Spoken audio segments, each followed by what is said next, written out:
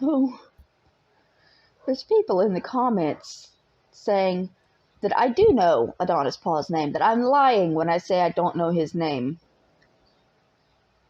I really don't.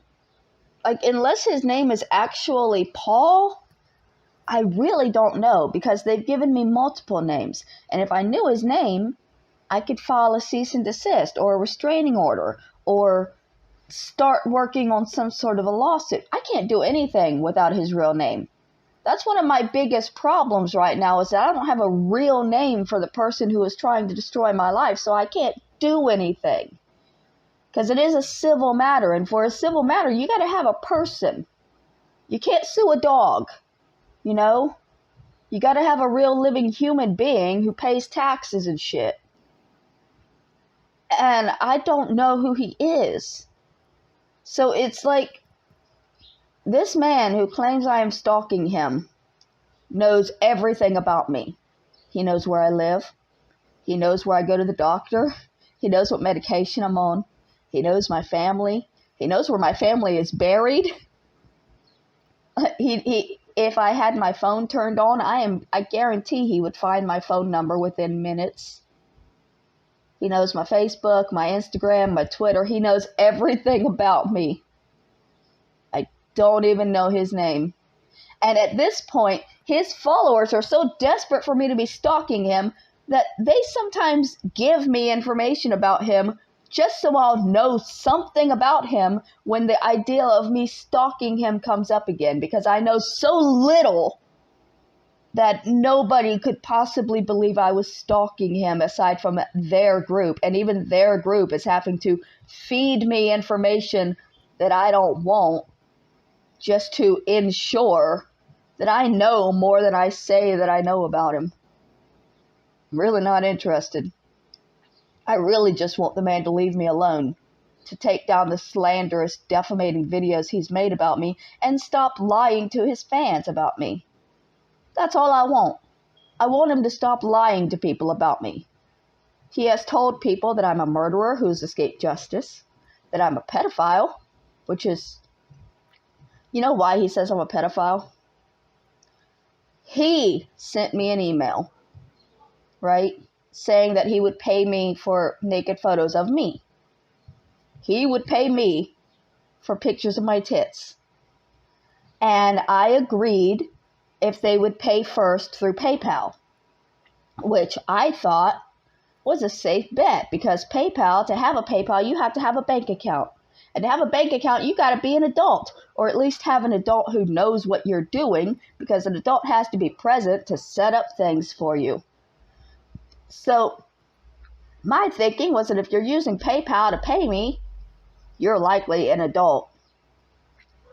And as soon as I said that it was okay that he could send me, I told him the PayPal, and I said, yeah, sure, PayPal me the money, I'll send you a couple of pictures. He responded, ha, I'm actually a child, and now you're going to go to prison for the rest of your life, pedophile. And then it was like, no, you're not actually. You're a 40-year-old man, and the idea of age never came up in the conversation, and it's not like I never offered to meet you. I didn't message you first. You messaged a random person you knew needed money and offered them money and then said, haha, I'm a child, you're going to jail, and you were a 40-year-old man. It's not how pedophilia works. And all of their, well, you should have known it was a child. He spoke like a child. No, he didn't, because children don't make sexual advances towards adults. So all of their arguments that he attempted to speak like a child fall flat on their face when you realize children do not make sexual advances towards adults, especially not random ones online. So that's why he says I'm a pedophile, and that's his proof. That's his proof. That's why I say that it would not stand up in court, because his evidence is that he is a 40-year-old man attempted to buy pornographic photos from me, and that makes me a pedophile. Okay. And then he says I'm a stalker, and his only evidence for me stalking him is that I talk about things that he has said about me. That's it. I make it known and I make it public that the man is lying about me. I'm not even going into personal details about the man. I'm not personally attacking him. I'm not doing anything but pointing out the fact that he has been lying about me and telling large, life-altering lies. These are the kind of lies that if he went to the police, he could destroy his own life by lying about these things. In an attempt to destroy mine, of course. But he knows that he can't destroy my life that way because I have not actually committed the crimes he's accusing me of. He tells people that I willingly killed somebody. I was taken captive by a man who murdered a woman. And everything I did to survive after this man told me that if I didn't get in his truck, he was going to kill my grandmother. From that moment, everything I did to survive, and I don't even remember half of it because my mind blacked it out. That's where a lot of my PTSD comes from. If the police believed I had been involved willingly, they would have arrested me. They clearly didn't believe that. So Adonis Paul has no right telling people that. But it's his opinion. His opinion is that I wasn't held captive. I willingly did it and then just turned in on a friend. He wasn't there. He doesn't know. He doesn't know exactly what I did or exactly why I was forced to do what I did. He only knows that somebody else is dead. And I'm the only person, aside from the man in prison, that knows what happened. And so in his mind, it's got to be something bad against me. I've got to be this evil, terrible person that did all of these things. I can't possibly be a victim in this situation. I can't possibly be somebody who was lied to. Which I was. Because I didn't even know his real name. And that would be in the court paperwork. He told me when he met me that his name was Brian. And he told me his name was Brian so that I couldn't look up his real name and find out that he was a sexual predator.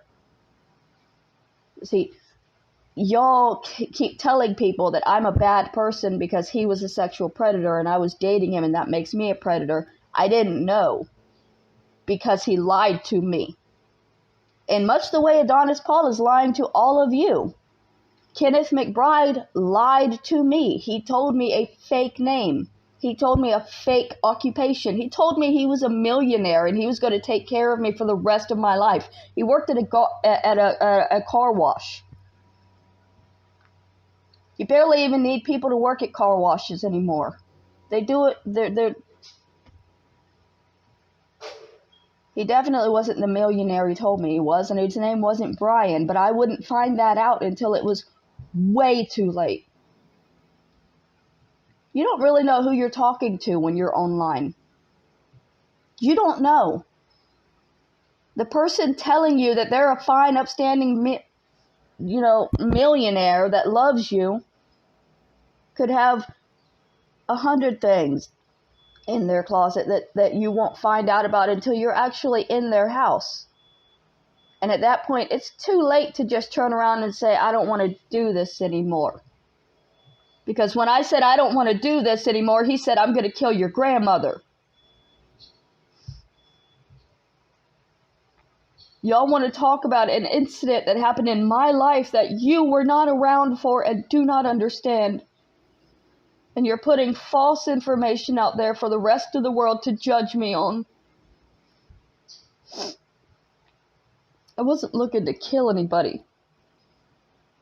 When I made that posting on Craigslist, all I was looking for was what my family had always told me I needed to do. Find a man to take care of me. Why do you think I don't have a man now? Why do you think I haven't tried again to just find a man to take care of me? Why do you think I'm fine staying alone and just having nothing? That's a lesson I learned. Because when I tried to find a man to take care of me, he almost killed me, and now my life is destroyed from memories of the event and from lies of other people about the event. I spoke up about my childhood trauma, and Adonis Paul denied it, which he had no right to do. He was not there. He held fundraisers to urinate on my handicapped brother's grave because he's such a wonderful man. Such a good-hearted, kind man who doesn't do anything for money. He held multiple fundraisers to desecrate a disabled person's grave. And he made over $1,000 in these fundraisers. The very first one, he made $1,500. Which is why he chose to do it again.